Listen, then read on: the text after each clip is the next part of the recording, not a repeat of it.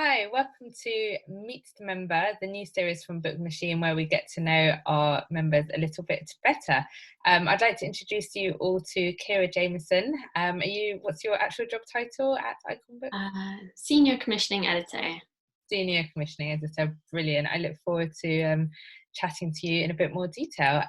So could you start off by introducing yourself, who you are, where you live, anything we might like to know?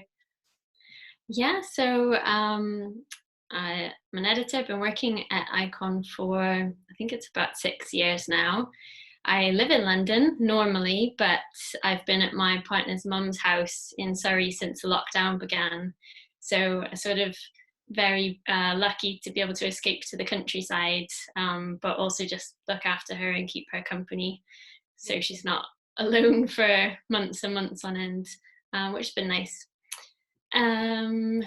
Background, I studied English literature, fairly common I think for editors, and then I was meant to go back and study for a master's degree, but started working in publishing and the idea kind of got kicked into the long grass. Yeah. And what do you in your job at Icon?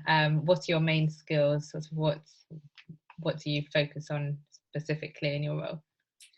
So I think being an indie publisher, you kind of always do a bit more like around and above your direct role, but certainly the primary skills are all those involved in commissioning. So spotting proposals, developing agent relationships, negotiating contracts, and then all the side around editing, which is developing the author relationships, scheduling and project management, actually editing, briefing designers, writing copy, and then working with colleagues to kind of position the marketing and publicity and sales. Wow, lots going on. Yeah. so many elements to your role. And what are you working on at the moment? What is there anything sort of you can tell us about? Yeah, I think so. This question I think is really tough because I want to talk about all of my books. But wow. But this week I've been editing chapters on a book called Women in the Picture by Catherine McCormack. She's an art historian, and it's sort of an iconoclastic look at the images of women's bodies that we see in art as well as in our modern visual culture, so advertising, films, and so on. And just kind of asking us to interrogate why it's become acceptable to look at images of naked women's bodies and praise that as the kind of highest paragon of art. So that's a really fun book. It's coming out next spring, but yeah, a super fun one to work on. It's really diverse, your list and where you can, because I know other projects that you've been involved in which are like totally different areas. So what is there like an umbrella that you would work under, like if you were to sort of sum up? Yeah, so that's the tricky thing, is especially when you're working with agents and you try and say, well, this is what I'm looking for. Because sum it up. Yeah, it's kind of like anything that I like, that's good, which is a nice position to be in. But I guess tends to be like maybe big thinking, slightly intellectual nonfiction, or especially books that take a critical eye or give a new slant on topics. I always find those really interesting in nonfiction. The game changer type topics. Whether it's business or that art is something that's come along and it's a fresh way of thinking. Yeah, and I definitely do love, I work with a lot of men, but I do love working with female authors and trans and non-binary authors, because I think nonfiction has traditionally been quite a male, probably, white, middle class, middle-aged male domain. And it's really nice to see new readerships and authors emerging there. Yeah, definitely. Wow, what an interesting job. And I'd love to know why you joined BookMachine, who you'd like to meet, what you'd like to get out of your BookMachine membership, really.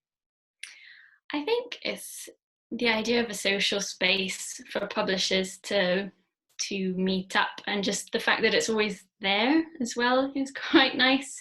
Because Especially now. yeah, yeah, I think sometimes publishing can, although it looks super sociable, can feel a bit lonely.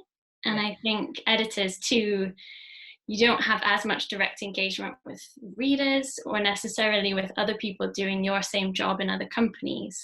You know, often other people in your role you're competing against to buy books. Yeah. So the idea of a place where you can come and kind of just share information or just say, oh, this thing is really stressing me out, without it always being about like traditional networking events is nice. Because I think I, like a lot of people, tend to struggle at those. Yeah, that's amazing. That's exactly where we're thinking. So, and did you see that thread yesterday where everyone was sharing the non-fiction that they've been reading? It's in the it's like that type of thing as well. Is just really interesting to find out what people are. Well, especially too, I think a nice benefit of BookMachine is that you get a different view of the industry than if you were reading like the bookseller. You know, sometimes you can get this sense from either that or from kind of publishing Twitter that there's like 10 editors or 10 agents who are doing everything, which is not a criticism of the bookseller, but you know, it can be harder to parse just how big and interesting and varied the industry is.